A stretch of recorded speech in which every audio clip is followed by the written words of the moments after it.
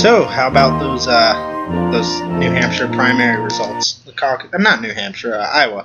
Oh yeah, you're thinking about it already. It is about a week or two away, but I'm excited for it also. But back to Iowa,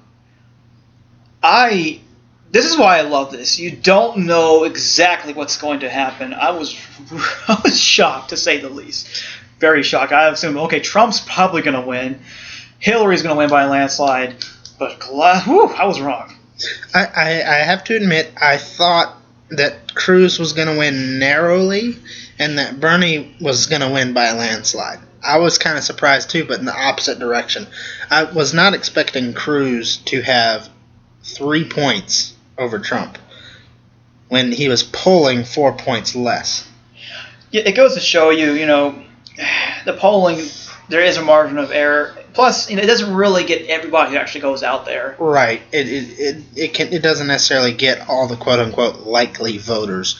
That polling is an inexact science. It's not perfected by any means.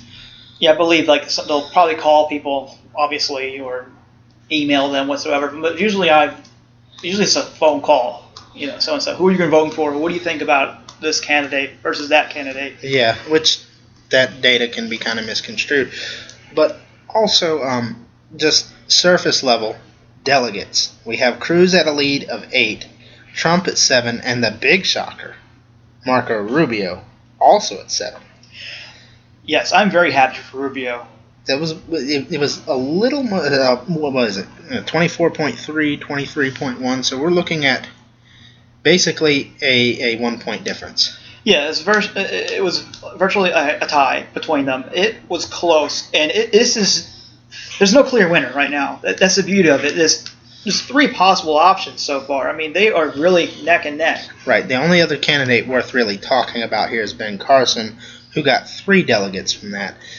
It also interesting to note is, of course, our dropouts, which were Mike Huckabee, Rand Paul, which I was kind of shocked because he did get a delegate. So did Huckabee, but I thought Rand Paul did enough to justify him trying to stick in there a little longer. But I guess he didn't feel that way. And Rick Santorum also dropped out, which it's not really a surprise to anybody. Yeah, I don't know what I don't know what their thought processes are. Maybe they believe they could pull off a miracle. I mean, I don't understand what their reasoning is, but obviously, you don't know what happens until you actually get there. So, right. This is a pattern that happens a lot every election cycle. People wait for the first caucus, and then usually people start dropping off a lot from there. Yeah, and I think we'll get a couple more dropouts in the New Hampshire after the New Hampshire caucus as well, or primary as well. Particularly, if I were to make an at-risk category, it would be the entire governor block. Bush, Kasich, and Christie are on the chop block. If they don't put out an outstanding effort in New Hampshire, they can hang it up and go home. Yeah, I heard Bush has spent all his resources in New Hampshire. He didn't really put too much into Iowa. So I guess the strategy is, while the top 3 are concentrating all in Iowa, he will get a head start in New Hampshire, which is a pretty good idea because there's no way he would have won Iowa. No, the fact of the matter is Iowa is a conservative evangelical voting bloc, and Bush just doesn't appeal to that bloc. Cruz does, which is why his victory is I kind of foresaw it. I didn't expect it by such a wide margin, considering how well Trump was doing, which Trump is just a wild card. You never can know what's going to happen with him, but the real shocker, I think, was Marco Rubio. I knew he was going to do well compared to the other candidates, but virtually tied with Trump. Whew, that's better than most people expect, and it shows because he now has surpassed Jeb Bush with official endorsements. Yes, and I think one of the candidates who did drop out gave an endorsement to one of them, right? Yes, Santorum also gave Rubio an endorsement. I mean, he is a very electable guy. He is, and I think, honestly, of all these guys, Rubio would do the best in a general election. It shows in the polls, but also just gut political instinct. He seems more broadly appealing than any of them. And he's not actually really that much of an establishment candidate either. Yeah, because a lot of the establishment were banking all their money on Jeb Bush and a couple of other candidates who are no longer around. Right. And I think, like Scott Walker, what the heck? Yeah, that was he was the top, I believe, in about a year ago. He was the leading in the polls and just went. He crash landed. Right. Right. And another person I'd like to note is Carly Fiorina, who's just not getting the press that she used to. Neither was Huckabee or Santorum per se, but Rand Paul and the governor bloc, Bush, Kasich, and Christie, are all getting attention, but Fiorina's kind of being ignored, and I just don't see her advancing further beyond this. Yeah, I see her lasting one more caucus, and that's it. Yeah, she may be a little more stubborn than the others as far as dropping out goes, but I just don't see her making it too far after Iowa. Can I ask you one thing? What do you think about the Carson-Cruz controversy? Now, that is something worth talking about right there, because the fact of the matter is, I honestly don't know what to think. Because CNN did put out an official story, and it was odd behavior of somebody you expect to be a presidential candidate. You expect them to immediately get on a plane and head to New Hampshire. But he's heading back to Florida, and then he'll be at the National Prayer Breakfast in D.C., which I expect of Ben Carson. I don't doubt that at all. But it is kind of weird in the throes of a hot primary, and somebody who came in fourth in Iowa out of at the time 11. Yeah, Just 2 dropped out. So yeah, it was about 2 dropouts. Yeah, so for somebody coming fourth out of 11. That seemed like an odd move, so I could see where somebody could misconstrue that. But the fact of the matter is, Ted Cruz was also playing hardball. In a caucus, if you hear one of your opponents is dropping out, you want your supporters to know that instantly. Yeah, I mean, it's a good move by Cruz, but the question here is it ethical to do something like that? That is, I think, the $1 million question. And honestly, I think anybody that this happens to from here on out is not going to jump the gun nearly as fast. Yeah, I mean, it's one of those things you can get away with once, but if you keep repeatedly doing it, it's not going to fly. And Trump, Rubio, and Carson can use this as ammo against Cruz. Yeah, and coming from being the guy up top, he's going to have a lot of ammunition hurled at him. And honestly, as much as I like Ted Cruz, he did not do so hot in that last debate. Yeah, because Trump was absent, and they hurled everything in the kitchen sink at him. It was not fair. It wasn't fair, but I think he could have handled I have seen him handle these types of questions and scenarios better. And honestly, he did better with Trump as contrast, so that he appeared a saner version of what Trump is offering. And the thing about this cycle is Trump is allowing other people to avoid basically political arrows being shot at them. I mean, with Trump there, he's the biggest target. He's the most outspoken, the most outrageous, the most crazy, ludicrous ideas. So people like Cruz, Carson, and trying to think, and Christie, they can actually get. If this cycle happened, Trump was not there, they would constantly get all the media criticism if Trump was not there. True. That's absolutely true. I think particularly Chris Christie is hurt by Trump's presence, because if Trump were not there, Christie would be the Trump personality. Yeah, definitely. I agree with that 100%. And honestly, it's kind of weird because Republican voters tend to favor governors. But you'll notice this time the governor block is on the top block here.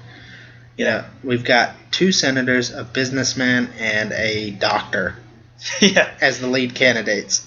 It's not normal at all. That's why I love it. I just love the freshness of the cycle. Yeah. Speaking of that, let's segue into the Democratic caucus. You can't make this stuff up. It's awful. Poor Bernie. I mean, he did really well, but his title of victory was stolen by Hillary Clinton by coin flips. Yes, they. It's hard to keep composure here, but Iowa, if there's a tie, they will, over like a precinct, they will flip a coin. to decide who the delegate goes to. Yeah, that sounds like something made up, but unfortunately, it's true. It's true, and the sad thing about it is, you would think voting and primary votes, any kind of voting, would just be a matter of, I don't know, counting. But evidently you can't wait long enough to count, and so you just go, okay, we'll flip a coin, and 6 out of 7 times Hillary Clinton won. Yeah, something was. The Clinton Foundation had to they're probably flipping the coin or something. But I think this is not the first controversial thing about this. Well, this is not mainstream controversy here, but the Democratic caucus is so different from the Republican. Republican, no one knows who you're voting for. It's all private. The Democrats will psych you out. You will go to there and they will separate you. You have to publicly stand with whoever you're supporting. So say if you wanted to vote for, say this cycle, Martin O'Malley, who's not even polling at 1%. He's dropped out now. You'll be out there by yourself. And you would look like a dang fool. You see everyone over in the Hillary corner and everyone else in the Bernie corner. It's not fair for the other candidates. No, it's not. Granted, in the Iowa caucuses, you do have to have what is the word I'm looking for? Advocates speaking on your behalf on both party sides, but the whole public standing thing, private ballots are important. Yeah, it's like public. It's psychology used against the people. Right, exactly. And honestly, Hillary Clinton is the favored candidate of the Democratic establishment, but Sanders is making headway, especially with young people. Oh yeah, he's definitely coming through social media. Were you surprised by his polling results and his delegates and the votes for him? I honestly thought he would do better. I'm shocked Hillary did as well as she did, because he was polling better than her. Most people thought that Clinton would win and he would do okay, but I thought he would actually wipe the floor with her and make an upset. I am actually shocked, but I'm only shocked in the fact that it was this close. Yeah, honestly, I thought Hillary was going to probably beat him by 10, 15 points maybe. I had to blink a couple times because it was both 49 and 49%. I was stuttering. I was like, what is going on? It didn't seem real. I had never seen a race this close before in my life. Well, and one thing I noticed and I had read about is that Bernie Sanders was spending a lot of time in the college towns in Iowa and getting college students fired up. And honestly, if you want people to waste their time voting for you, it's college students. And I think Bernie's ground game was excellent in that regard, and that's what really won him as much as it did. But I expected it to do a little better than it did. But we'll see coming into New Hampshire. Yeah, tell them the poll results. So a recent poll has Hillary trailing Bernie Sanders in New Hampshire by 20 points. Hillary is at 38% and Bernie Sanders at 58%. I don't think Hillary Clinton is going to win this. Now, I know polling data has been wrong before, but 20 points is substantial. Yeah, you never know until the actual caucus happens, but that, like he said, that is 20 points higher. I mean, there's no way to phrase it any other way. That's a big margin of a higher value. It's alarming. I cannot wait to see what actually happens. Well, and another thing is, again, bringing up colleges, we're looking at, New Hampshire is in New England, which is famous for having colleges. Yeah. There is a lot of higher education there, which means there are a lot of Bernie Sanders' young voting bloc there. Yeah. And I don't think Hillary stands a chance in New Hampshire. Yeah, she might have to really focus. Which is the next one? South Carolina? South Carolina, which her husband was governor of Arkansas, so she may do a little better than the South and in the Northeast. She might have to spend some time in New Hampshire, but obviously just to get some delegates there. But she would have to definitely get a head start on Bernie in South Carolina. Yeah, I don't think this is a place she should be wasting a lot of time. On the Republican side, we have Trump with a pretty commanding lead of 11 points over Rubio, his closest rival, at 18%. Now, New Hampshire isn't as conservative as Iowa, so that's to be expected. And that's why Cruz is at third place with 13%. But those are interesting numbers, and as we saw in Iowa, they may not be right. Definitely. You never know what will happen. I mean, even John Kasich polled pretty high, considering his poll results in other places. Who do you think there'll be an upset? I think Marco Rubio's ground game in Iowa has proven he's an effective organizer. Trump has actually been known to be kind of sloppy on his ground game. He's good at showing up at an event and drawing 10,000 people in a stadium or whatever. But beyond that, he's not really good at going place to place, getting people ready to advocate for him. Trump advocates himself, and I think that is not necessarily going to fly. I don't think he'll be in a bad position per se, but I think Marco will come in first in New Hampshire. Yeah, I actually agree with you. I don't think Trump's going to do badly here. No, really. Absolutely not. But I could definitely see Marco Rubio winning this. Yeah, I think he'll come in first, but I don't think it will be a wide margin. Yeah, I could see Trump perhaps getting the rural areas vote. He probably could get a strong second again. I think he'll get a strong second as well. And Cruz only really has to come in third to be okay here anyway. This is not his voting block anyhow. If I were Cruz, I wouldn't spend too much time in New Hampshire. I'd be prepping for South Carolina where you do a little better. Now, really, beyond those three, the people who need to be focused here the most are the three governors. Kasich, Bush, and Chris Christie. Chris Christie he's a New Jersey governor. If he can't win New Hampshire, he can't go anywhere. He's a face of music and just go home. Yeah. I mean, this is his area, and if he can't do that, I don't see it. Jeb Bush, it's a swan song for him, and John Kasich, like he ever stood a chance. Yeah, unfortunately, nice guys, but they're outdated. I'm sorry, Bush especially. Maybe 20 years ago he'd been able to do it, but times have changed. They have, and I think that his brother's name weighs heavy on him. That's a big elephant in the room. Yeah, yeah, it's true, and I think that this is really their last huzzah. If they can't have a strong showing here, if they can't make an upset, if they can't make a splash, they need to drop out. Obviously, Carly Fiorina, Ben Carson, and is there anybody left after that?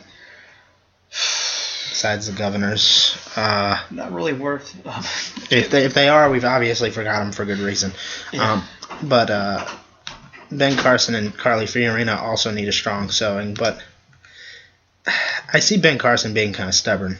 I don't think he'll drop out anytime soon. Yeah, he might even last past South Carolina. He might, and he actually does have the strongest support of the not top three people. And I have seen, honestly, just personal observation, I've seen more bumper stickers and yard signs for Ben Carson than anybody else. Yeah, he has a strong social media following too. So yeah, so I think he'll hang in there a little while, but I don't think he'll be the nominee. If anything, though, this gives him a lot of necessary experience, so he may have a good future in politics. Yeah, I wouldn't mind him being like Surgeon General or something in the cabinet. In some way. In some way. Most of these people running, I would not mind any of them I take that back. There's a few I would not want in the cabinets anywhere. Yeah.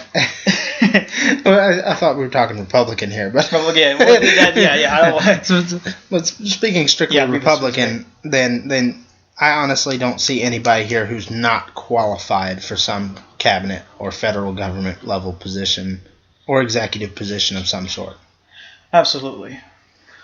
Well, we pretty much gauged everything here. So let's make some predictions to wrap it up. Let's have I guess your March Madness bracket for New Hampshire. Okay. What do you think? First place, Republican. Rubio. You gonna venture out a percentage or? Maybe around 27%. Rubio at 27. I'm gonna say Rubio as well, but I'm gonna say 25. And well, no, 27. No. I stand by my initial gut instinct is 25 because I think the governor block will steal away some percentage here, and it won't be as high numbers as Iowa. So I'm thinking Rubio at 25, second place. And I don't care about third. Let's just pick second. Okay. Trump. Yeah, I can agree to Trump, and I'd put him at a strong 24. Same here. 23-24. Cool. So, Democrat side, we don't even have to give a prediction. It's going to be Bernie. We won't even be talking Democrats till South Carolina. Yeah. Well, we'll be watching, but yeah. Definitely. I don't think we're going to have a surprise here in Iowa or New Hampshire for the Democrats. Well, yeah, we'll find out. That's all I gotta say. It's a wild race. It is. It really is. But anyway, we'll be keeping track of everything, and we'll be sure to give you our commentary and our opinions and predictions as the race increases. Absolutely. We'll get back with you guys.